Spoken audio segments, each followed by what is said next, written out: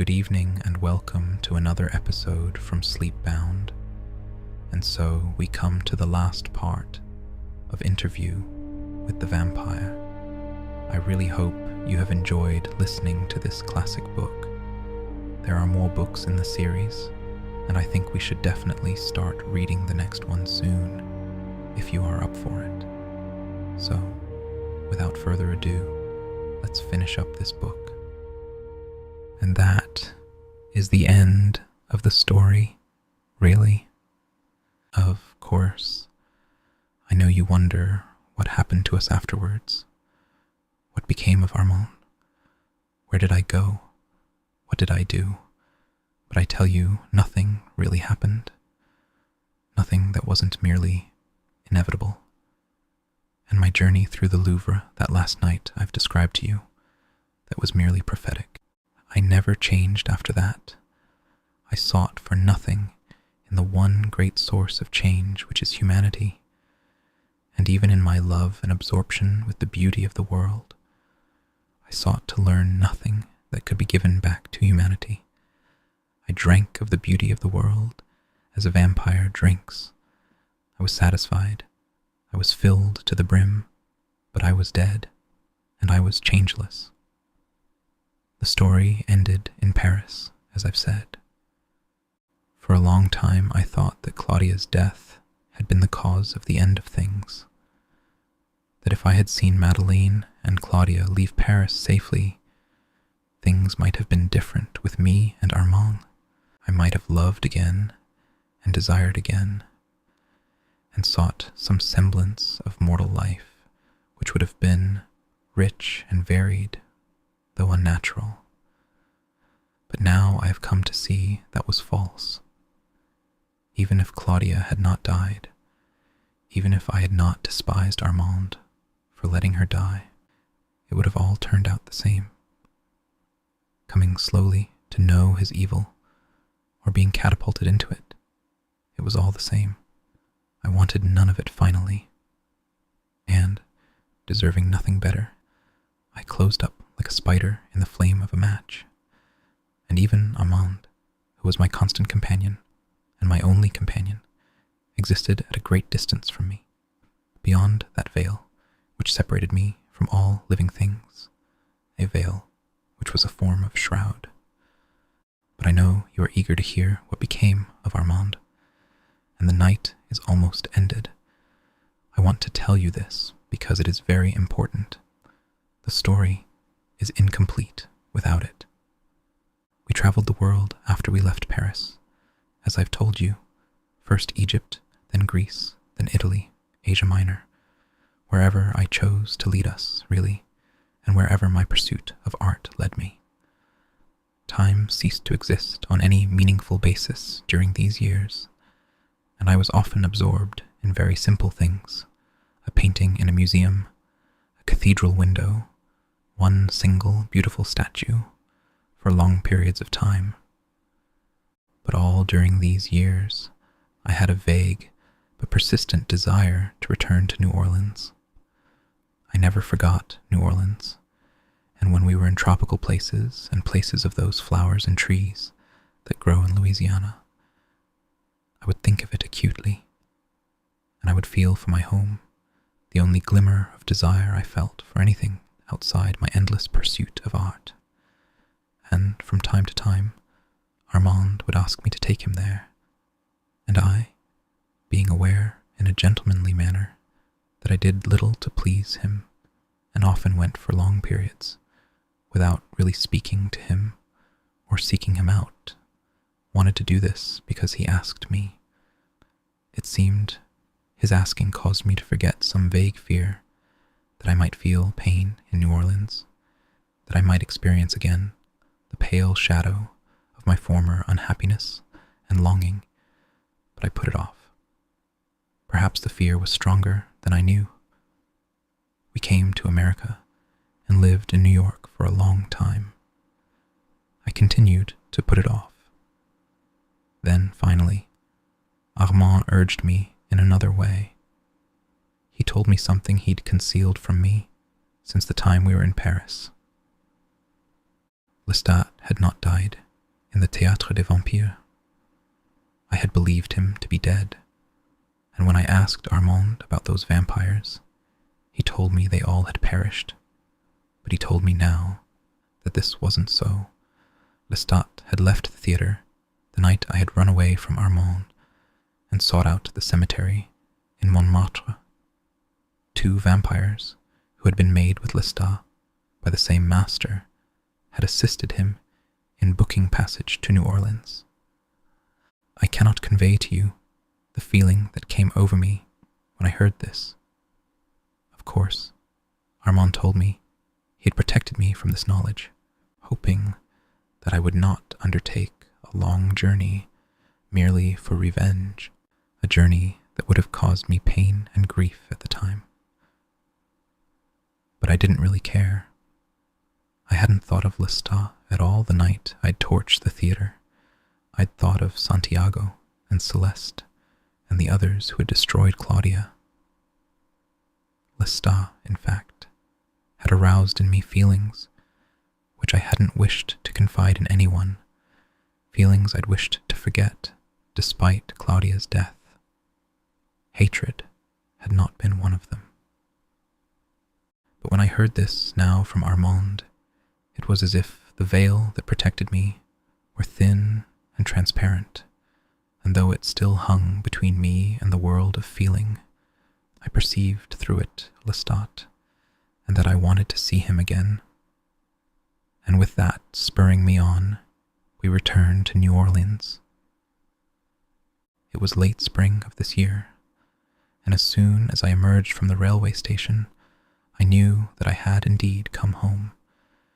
It was as if the very air were perfumed and peculiar there, and I felt an extraordinary ease walking on those warm, flat pavements, under those familiar oaks, and listening to the ceaseless, vibrant, living sounds of the night.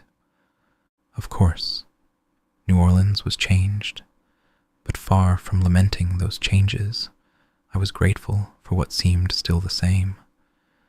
I could find in the uptown garden district, which had been in my time the Faubourg Sainte-Marie, one of the stately old mansions that dated back to those times, so removed from the quiet brick street that walking out in the moonlight under its magnolia trees, I knew the same sweetness and peace I'd known in the old days, not only in the dark, narrow streets of the Vieux Carré, but in the wilderness of Pointe du Lac. There were the honeysuckle and the roses, and the glimpse of Corinthian columns against the stars. And outside the gate were dreamy streets, other mansions. It was a citadel of grace. In the Rue Royale, where I took Armand past tourists and antique shops, and the bright-lit entrances of fashionable restaurants, I was astonished to discover the townhouse where Lestat and Claudia and I had made our home, the façade little changed by fresh plaster and whatever repairs had been done within. Its 2 French windows still opened onto the small balconies over the shop below, and I could see in the soft brilliance of the electric chandeliers an elegant wallpaper that would not have been unfamiliar in those days before the war. I had a strong sense of Lestat there, more of a sense of him than of Claudia, and I felt certain, though he was nowhere near this townhouse, that I'd find him in New Orleans. And I felt something else. It was a sadness that came over me then, after Armand had gone on his way. But this sadness was not painful, nor was it passionate. It was something rich, however, and almost sweet, like the fragrance of the jasmine and the roses that crowded the old courtyard garden, which I saw through the iron gates. And this sadness gave a subtle satisfaction and held me a long time in that spot, and it held me to the city, and it didn't really leave me that night when I went away.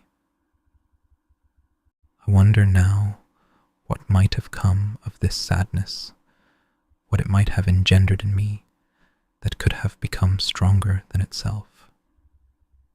But I jump ahead of my story, because shortly after that, I saw a vampire in New Orleans, a sleek, white-faced young man walking alone on the broad sidewalks of St. Charles Avenue in the early hours before dawn, and I was at once convinced that if Lestat still lived here, that vampire might know him and might even lead me to him.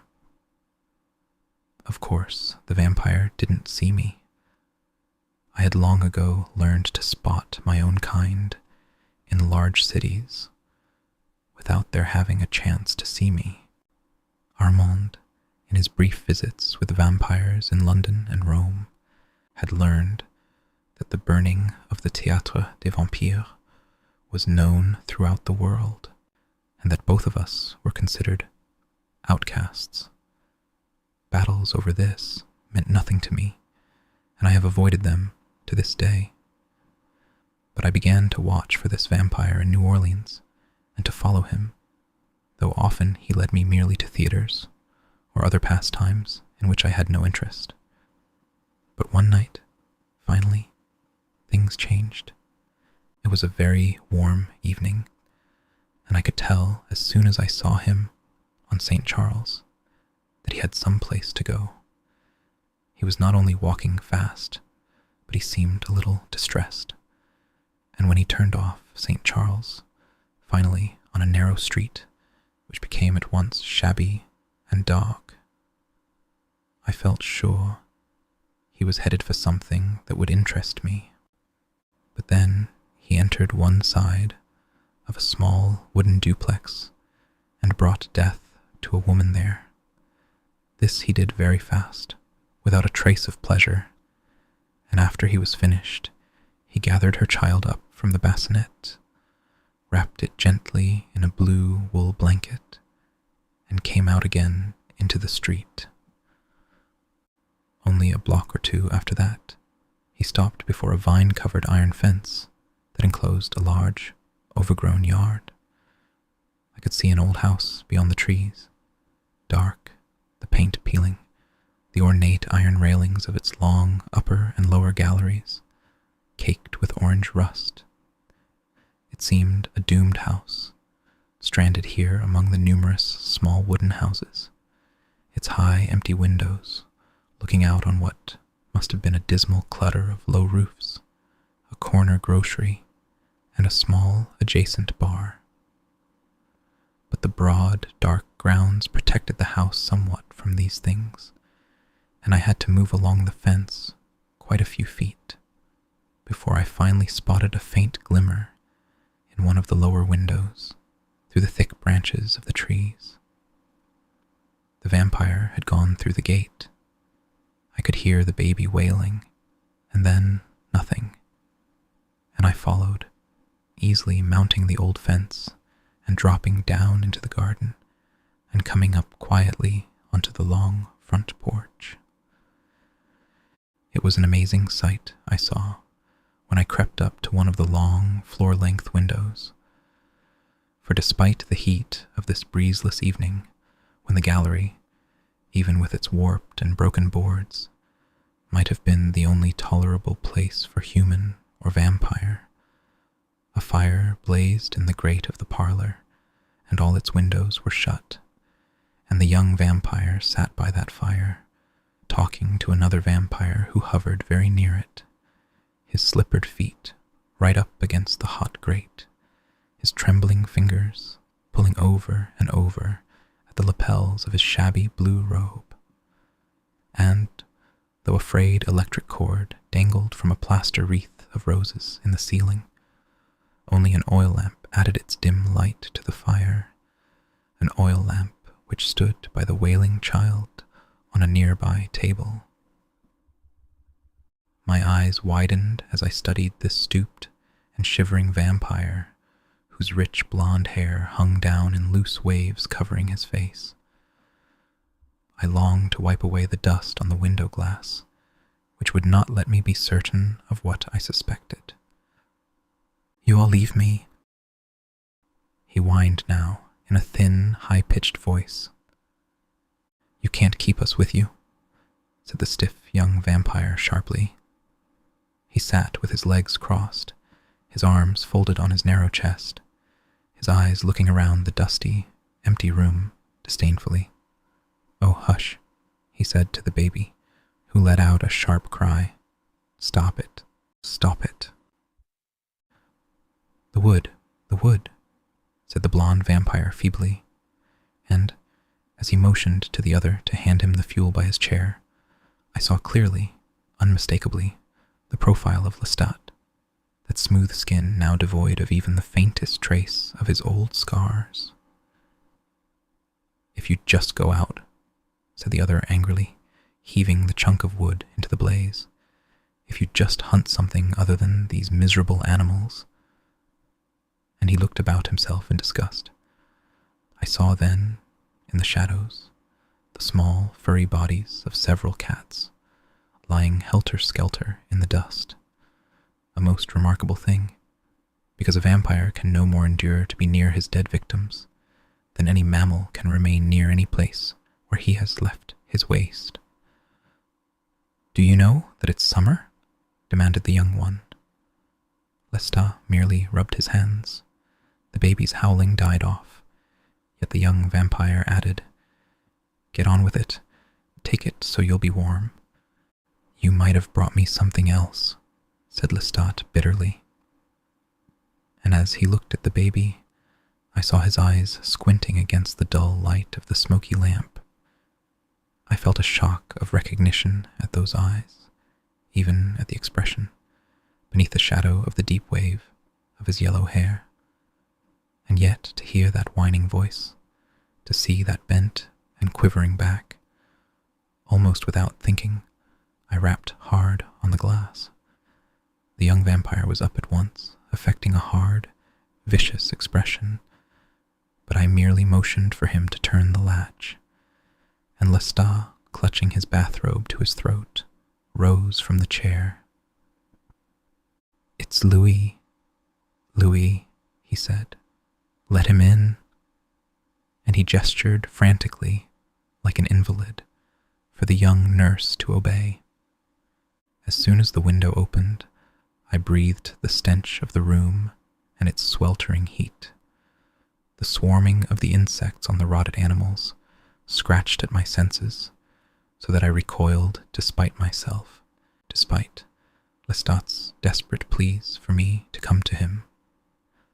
There, in the far corner, was the coffin where he slept, the lacquer peeling from the wood, half covered with piles of yellow newspapers, and bones lay in the corners, picked clean except for bits and tufts of fur.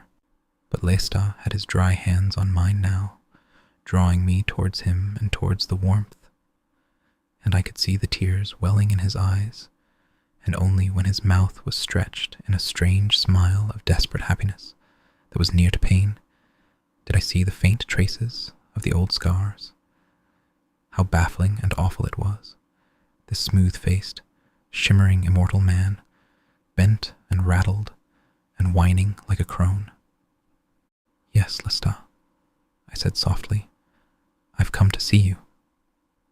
I pushed his hand gently, slowly away, and moved towards the baby, who was crying desperately now from fear as well as hunger. As soon as I lifted it up and loosened the covers, it quieted a little, and then I patted it and rocked it. Lestat was whispering to me now in quick, half-articulated words I couldn't understand, the tears streaming down his cheeks, the young vampire at the open window, with a look of disgust on his face and one hand on the window latch, as if he meant at any minute to bolt.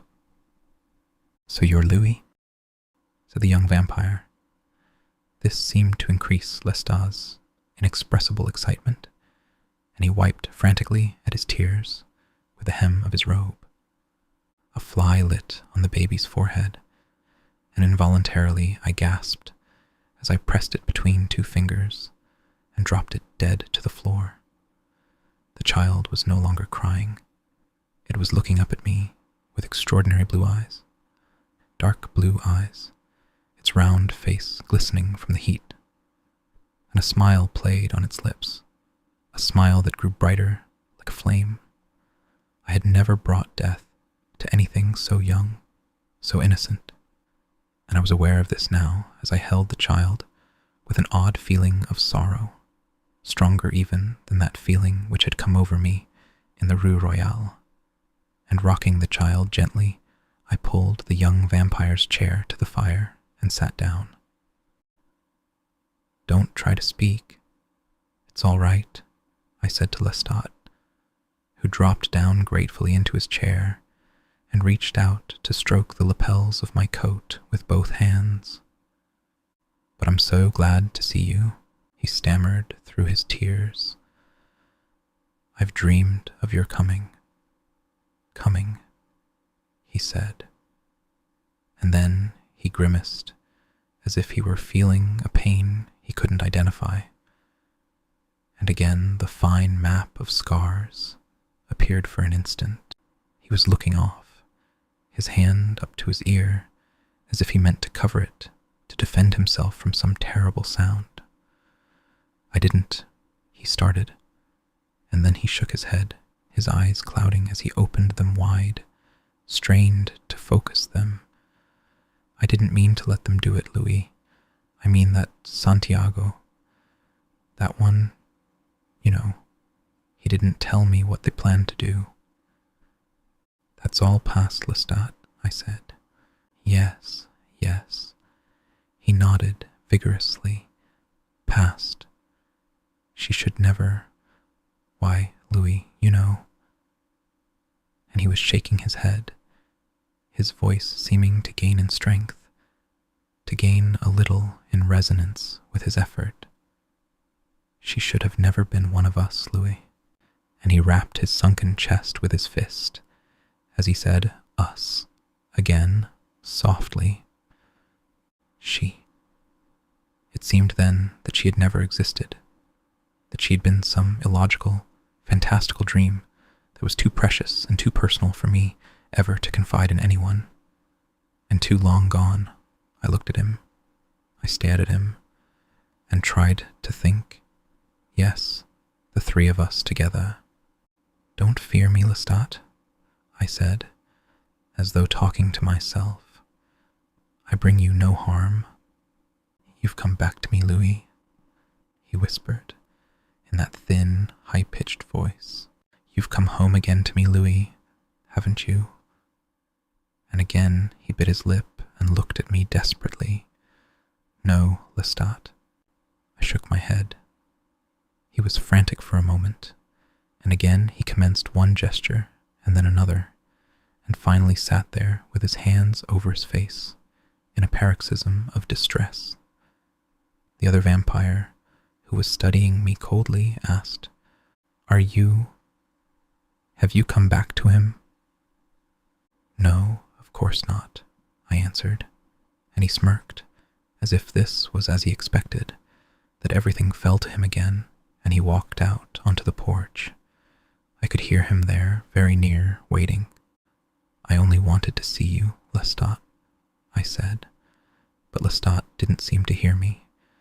Something else had distracted him, and he was gazing off, his eyes wide, his hands hovering near his ears. Then I heard it also. It was a siren, and as it grew louder, his eyes shut tight against it, and his fingers covered his ears. And it grew louder and louder, coming up the street from downtown. "Lestat," I said to him, over the baby's cries, which rose now in the same terrible fear of the siren. But his agony obliterated me. His lips were drawn back from his teeth in a terrible grimace of pain. "Lestat, it's only a siren," I said to him stupidly. And then he came forward out of the chair and took hold of me and held tight to me, and despite myself, I took his hand. He bent down, pressing his head against my chest and holding my hand so tight that he caused me pain. The room was filled flashing red light of the siren, and then it was going away. Louis, I can't bear it. I can't bear it. He growled through his tears. Help me, Louis. Stay with me. But why are you afraid? I asked. Don't you know what these things are?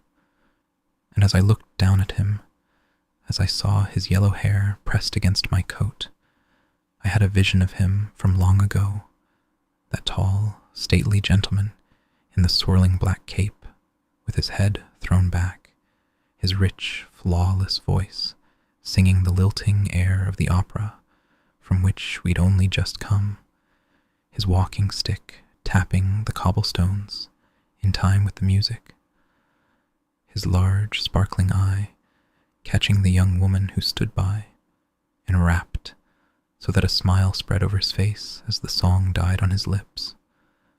And for one moment, that one moment when his eye met hers, all evil seemed obliterated in that flush of pleasure, that passion for merely being alive. Was this the price of that involvement? A sensibility shocked by change, shriveling from fear? I thought quietly of all the things I might say to him, how I might remind him that he was immortal, that nothing condemned him to this retreat save himself, and that he was surrounded with the unmistakable signs of inevitable death. But I did not say these things, and I knew that I would not. It seemed the silence of the room rushed back around us, like a dark sea that the siren had driven away. The flies swarmed on the festering body of a rat, and the child looked quietly up at me, as though my eyes were bright baubles, and its dimpled hand closed on the finger that I poised above its tiny petal mouth. Lestat had arisen, straightened, but only to bend over and slink into the chair. You won't stay with me, he sighed. But then he looked away and seemed suddenly absorbed. I wanted to talk to you so much, he said. That night I came home to the Rue Royale. I only wanted to talk to you. He shuddered violently, eyes closed, his throat seeming to contract. It was as if the blows I'd struck him then were falling now. He stared blindly ahead, his tongue moistening his lip, his voice low, almost natural. I went to Paris after you. What was it you wanted to tell me? I asked. What was it you wanted to talk about? I could well remember his mad insistence in the Théâtre des Vampires. I hadn't thought of it in years. No, I had never thought of it, and I was aware that I spoke of it now with great reluctance. But he only smiled at me, an insipid, near apologetic smile, and shook his head. I watched his eyes fill with a soft, bleary despair. I felt a profound, undeniable relief. But you will stay, he insisted. No, I answered. And neither will I, said that young vampire from the darkness outside. And he stood for a second in the open window looking at us. Lestat looked up at him and then sheepishly away, and his lower lip seemed to thicken and tremble. Close it, he said, waving his finger at the window. Then a sob burst from him, and covering his mouth with his hand, he put his head down and cried. The young vampire was gone. I heard his steps moving fast on the walk, heard the heavy chink of the iron gate, and I was alone with Lestat, and he was crying. It seemed a long time before he stopped, and during all that time, I merely watched him. I was thinking of all the things that had passed between us. I was remembering things which I supposed I had completely forgotten, and I was conscious then of that same overwhelming sadness which I'd felt when I saw the place in the Rue Royale where we had lived. Only it didn't seem to me to be a sadness for Lestat, for that smart, gay vampire who used to live there then. It seemed a sadness for something else, something beyond Lestat that only included him, and was part of the great awful sadness of all the things I'd ever lost or loved or known. It seemed then I was in a different place, a different time, and this different place and time was very real, and it was a room where the insects had hummed as they were humming here, and the air had been close and thick with death and with the spring perfume, and I was on the verge of knowing that place, and knowing with it a terrible pain, a pain so terrible that my mind veered away from it, said, "No, don't take me back to that place." And suddenly it was receding, and I was with Lestat here now. Astonished, I saw my own tear fall onto the face of the child. I saw it glisten on the child's cheek, and I saw the cheek become very plump with the child's smile. It must have been seeing the light in the tears. I put my hand to my face and wiped at the tears that were in fact there, and looked at them in amazement. "But Louis," Lestat was saying softly, "how can you be as you are? How can you stand it?" He was looking up at me, his mouth in that same grimace, his face wet with tears. "Tell me, Louis. Help me to understand. How can you understand it all? How can you endure?" And I could see by the desperation in his eyes and the deeper tone which his voice had taken that he, too, was pushing himself towards something that for him was very painful, towards a place where he hadn't ventured in a long time. But then, even as I looked at him, his eyes appeared to become misty, confused, and he pulled the robe up tight, and shaking his head, he looked at the fire. A shudder passed through him, and he moaned. "I have to go now, Lestat," I said to him. I felt weary of him and weary of this sadness, and I longed again for the stillness outside, that perfect quiet to which I'd become so completely accustomed. But I realized, as I rose to my feet, that I was taking the little baby with me. Lestat looked up at me now, with his large, agonized eyes and his smooth, ageless face. "But you'll come back. You'll come to visit me, Louis," he said. I turned away from him, hearing him calling after me, and quietly left the house. When I reached the street, I looked back, and I could see him hovering at the window, as if he were afraid to go out. I realized he had not gone out for a long, long time, and it occurred to me then that perhaps he would never go out again. I returned to the small house from which the vampire had taken the child, and left it there in its crib. Not very long after that, I told Armand I'd seen Lestat. Perhaps it was a month, I'm not certain. Time meant little to me then, as it means little to me now, but it meant a great deal to Armand. He was amazed that I hadn't mentioned this before. We were walking that night uptown, where the city gives way to the Audubon Park, and the levee is a deserted, grassy slope that descends to a muddy beach, heaped here and there with driftwood, going out to the lapping waves of the river. On the far bank were the very dim lights of industries and riverfront companies, pinpoints of green or red that flickered in the distance like stars, and the moon showed the broad, strong current moving fast between the two shores. And even the summer heat was gone here, with the cool breeze coming off the water and gently lifting the moss that hung from the twisted oak where we sat. I was picking at the grass and tasting it, though the taste was bitter and unnatural. The gesture seemed natural. I was feeling almost that I might never leave New Orleans. But then, what are such thoughts when you can live forever? Never leave New Orleans again? Again seemed a human word. But didn't you feel any desire for revenge? Armand asked. He lay on the grass beside me, his weight on his elbow, his eyes fixed on me. Why? I asked calmly. I was wishing, as I often wished, that he was not there, that I was alone, alone with this powerful and cool river under the dim moon. He's met with his own perfect revenge. He's dying, dying of rigidity, of fear. His mind cannot accept this time.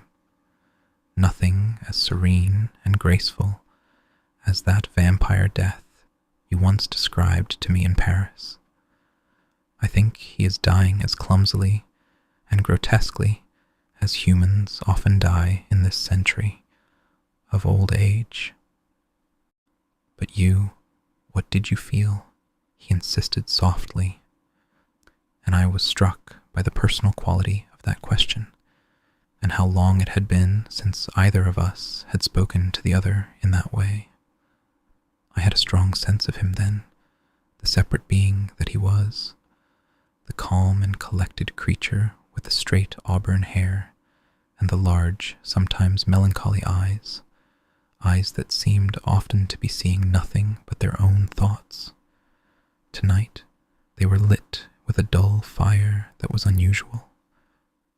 Nothing, I answered. Nothing one way or the other. I answered no. I remembered palpably that sorrow. It was as if the sorrow hadn't left me suddenly, but had been near me all this time, hovering, saying, "Come." But I wouldn't tell this to Armand, wouldn't reveal this. And I had the strangest sensation of feeling his need for me to tell him this or something, a need strangely akin to the need for living blood. But did he tell you anything? Anything that made you feel the old hatred? He murmured. And it was at this point that I became keenly aware of how distressed he was. What is it, Armand? Why do you ask this? I said. But he lay back on the steep levee then, and for a long time he appeared to be looking at the stars. The stars brought back to me something far too specific, the ship that had carried Claudia and me to Europe, and those nights at sea, when it seemed the stars came down to touch the waves. I thought perhaps he would tell you something about Paris, Armand said. What should he say about Paris? That he didn't want Claudia to die? I asked. Claudia again. The name sounded strange. Claudia spreading out that game of solitaire on the table that shifted with the shifting of the sea, the lantern creaking on its hook, the black porthole full of the stars. She had her head bent, her fingers poised above her ear as if about to loosen strands of her hair, and I had the most disconcerting sensation that in my memory she would look up from that game of solitaire and the sockets of her eyes would be empty. You could have told me anything you wanted about Paris, Armand, I said. Long before now, it wouldn't have mattered. Even that it was I who... I turned to him as he lay there looking at the sky, and I saw the extraordinary pain in his face, in his eyes. It seemed his eyes were huge, too huge, and the white face that framed them too gaunt. That it was you who killed her, who forced her out into that yard and locked her there, I asked. I smiled.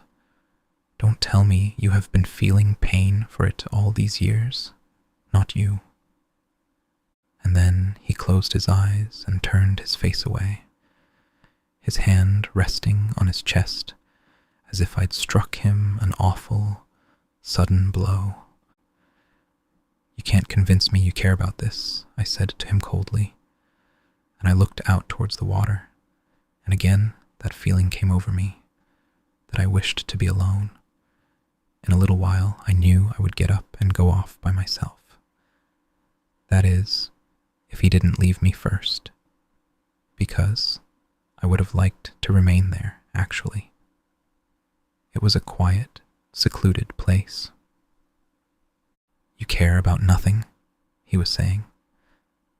And then he sat up slowly and turned to me, so again I could see that dark fire in his eyes. I thought you would at least care about that. I thought you would feel the old passion, the old anger, if you were to see him again. I thought something would quicken and come alive in you if you saw him, if you returned to this place. That I would come back to life, I said softly, and I felt the cold metallic hardness of my words as I spoke, the modulation, the control. It was as if I were cold all over, made of metal, and he were fragile suddenly, fragile as he had been, actually, for a long time. Yes, he cried out. Yes, back to life. And then he seemed puzzled, positively confused, and a strange thing occurred. He bowed his head at that moment, as if he were defeated, and something in the way that he felt that defeat, something in the way his smooth, white face reflected it only for an instant, reminded me of someone else I'd seen defeated in just that way. And it was amazing to me that it took me such a long moment to see Claudia's face in that attitude. Claudia, as she stood by the bed in the room at the Hotel San Gabriel, pleading with me to transform Madeleine into one of us. That same helpless look, that defeat which seemed to be so heartfelt that everything beyond it was forgotten. And then he, like Claudia, seemed to rally, to pull on some reserve of strength. But he said softly to the air, "I am dying." And I, watching him, hearing him, the only creature under God who heard him, knowing completely that it was true, said nothing. A long sigh escaped his lips. His head was bowed. His right hand lay limp beside him in the grass. "Hatred, that is passion," he said. "Revenge, that is passion." "Not from me," I murmured softly. "Not now." And then his eyes fixed on me, and his face seemed very calm. I used to believe you would get over it, that when the pain of all of it left you, you would grow warm again and filled with love, and filled with that wild and insatiable curiosity with which you first came to me, that inveterate conscience and that hunger for knowledge that brought you all the way to Paris, to my cell. I thought it was a part of you that couldn't die, and I thought that when the pain was gone, you would forgive me for what part I played in her death. She never loved you, you know, not in the way that I loved you and the way that you loved us both. I knew this, I understood it, and I believed I would gather you to me and hold you, and time would open to us, and we would be the teachers of one another. All the things that gave you happiness would give me happiness, and I would be the protector of your pain. My power would be your power, my strength the same, but you're dead inside to me. You're cold and beyond my reach. It is as if I'm not here, beside you, and not being here with you. I have the dreadful feeling that I don't exist at all, and you are as cold and distant from me as those strange modern paintings of lines and hard forms that I cannot love or comprehend, as alien as those hard mechanical sculptures of this age which have no human form. I shudder when I'm near you. I look into your eyes, and my reflection isn't there. What you asked was impossible, I said quickly. Don't you see? What I asked was impossible too, from the start. He protested, the negation barely forming on his lips, his hand rising as if to thrust it away.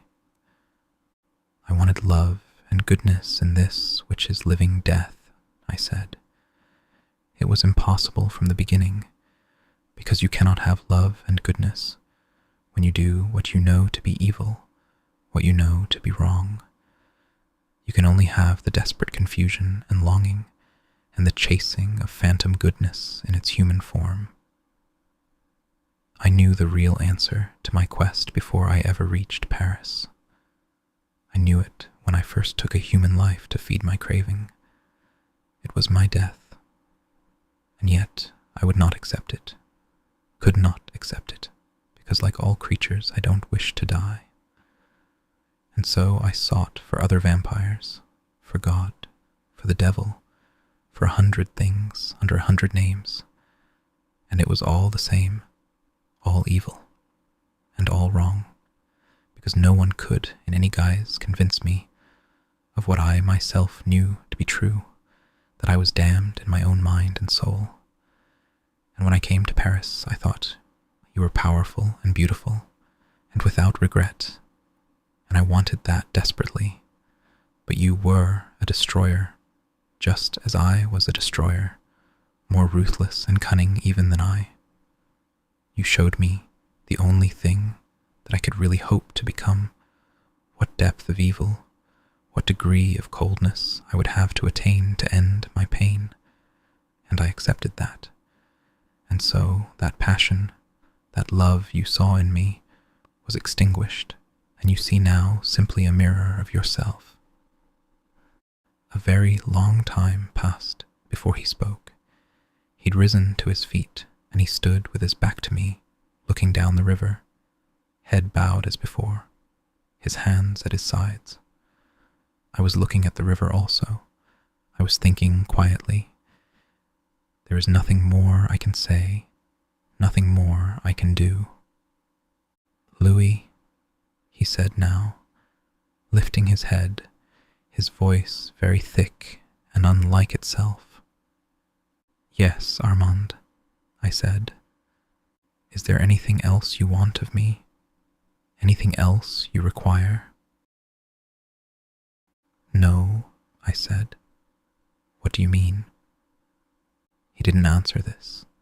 He began to slowly walk away. I think at first I thought he only meant to walk a few paces, perhaps to wander by himself along the muddy beach below, and by the time I realized that he was leaving me, he was a mere speck down there against the occasional flickering in the water under the moon. I never saw him again. Of course, it was several nights later before I realized he was gone. His coffin remained, but he did not return to it, and it was several months before I had that coffin taken to the St. Louis cemetery and put into the crypt beside my own. The grave, long neglected, because my family was gone, received the only thing he'd left behind. But then I began to be uncomfortable with that. I thought of it on waking and again at dawn, right before I closed my eyes. And I went downtown one night and took the coffin out and broke it into pieces and left it in the narrow aisle of the cemetery in the tall grass. That vampire who was Lestat's latest child accosted me one evening, not long after. He begged me to tell him all I knew of the world, to become his companion and his teacher. I remember telling him that what I chiefly knew was that I'd destroy him if I ever saw him again. You see, someone must die every night that I walk, until I have the courage to end it, I told him. And you're an admirable choice for that victim, a killer as evil as myself. And I left New Orleans the next night because the sorrow wasn't leaving me, and I didn't want to think of that old house where Lestat was dying, or that sharp modern vampire who'd fled me, or of Armand. I wanted to be where there was nothing familiar to me, and nothing mattered. And that's the end of it. There's nothing else. Then the boy drew back and ran the fingers of his right hand loosely through his hair. No, he said, with a short intake of breath. Then he said it again, louder. No. The vampire didn't appear to hear him. His eyes moved away from the tapes towards the window, towards the dark gray sky. It didn't have to end like that, said the boy, leaning forward. The vampire, who continued to look at the sky, uttered a short, dry laugh. All the things you felt in Paris, said the boy, his voice increasing in volume. The love of Claudia, the feeling, even the feeling for Lestat. It didn't have to end, not in this, not in despair, because that's what it is, isn't it? Despair. Stop, said the vampire abruptly, lifting his right hand.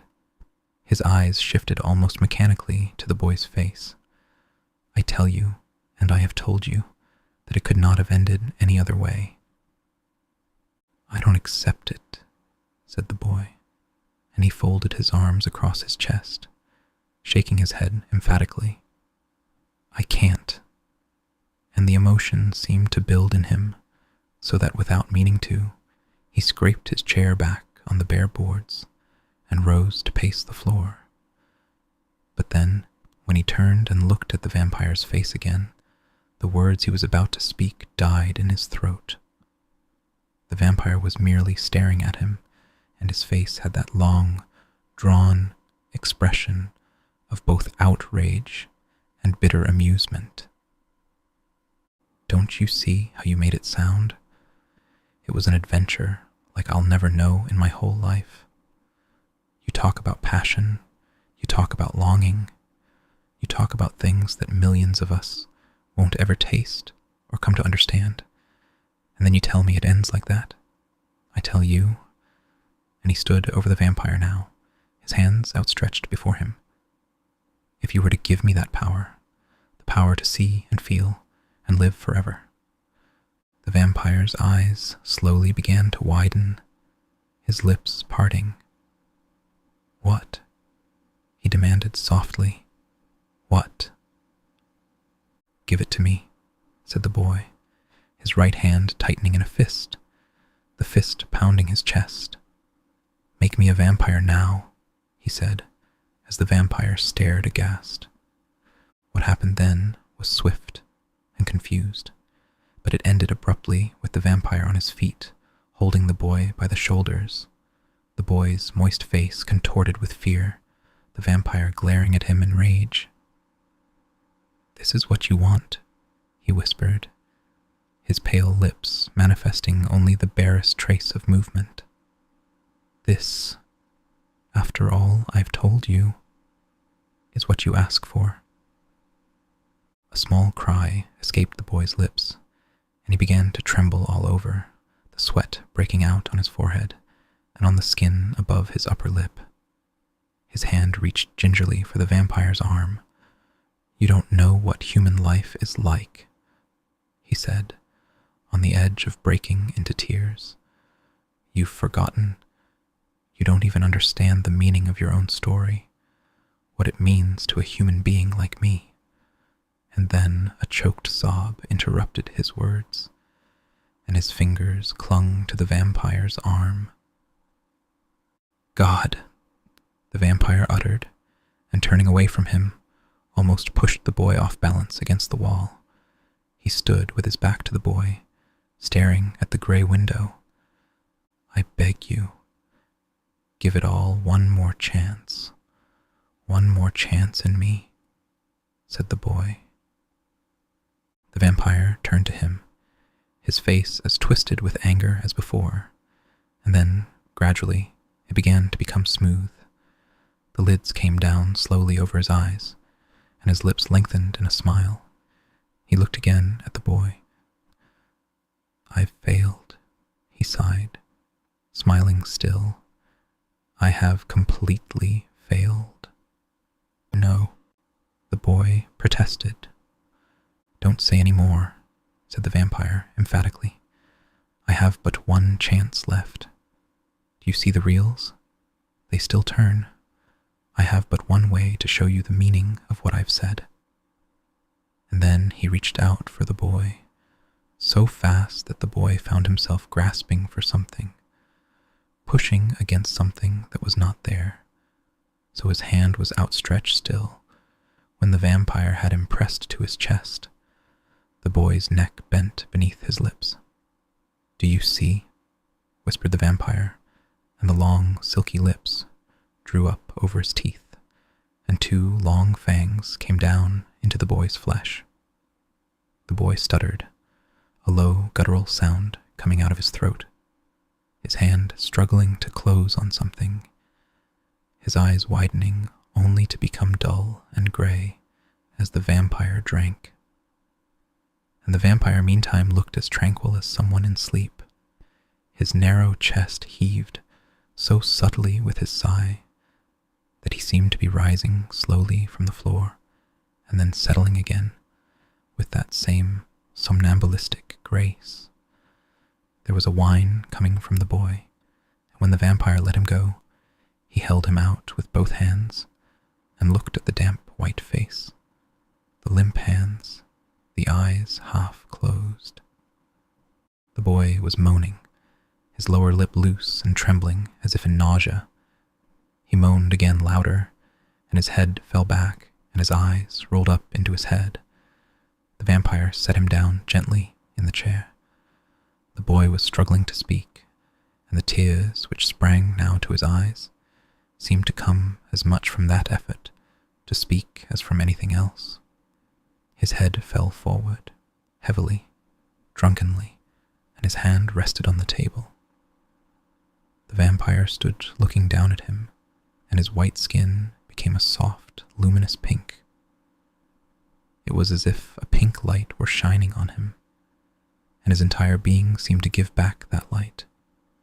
The flesh of his lips was dark, almost rose in color, and the veins of his temples and his hands were mere traces on his skin, and his face was youthful and smooth.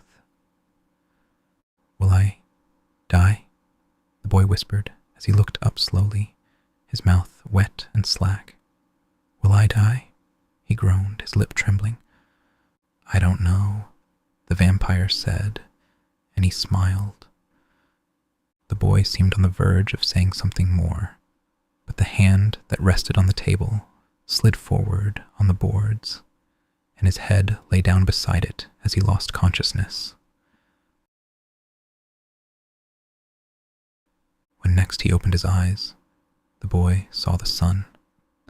It filled the dirty, undressed window and was hot on the side of his face and his hand.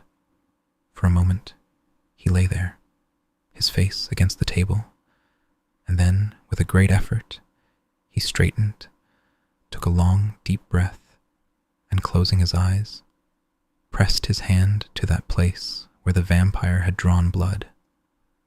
When his other hand accidentally touched a band of metal on the top of the tape recorder, he let out a sudden cry because the metal was hot. Then he rose, moving clumsily, almost falling, until he rested both his hands on the white wash basin.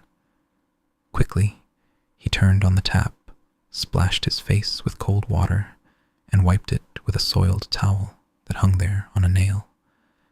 He was breathing regularly now, and he stood still, looking into the mirror without any support. Then he looked at his watch. It was as if the watch shocked him, brought him more to life than the sun or the water. And he made a quick search of the room, of the hallway, and, finding nothing and no one, he settled again into the chair. Then, drawing a small white pad out of his pocket and a pen, he set these on the table and touched the button of the recorder. The tape spun fast backwards until he shut it off.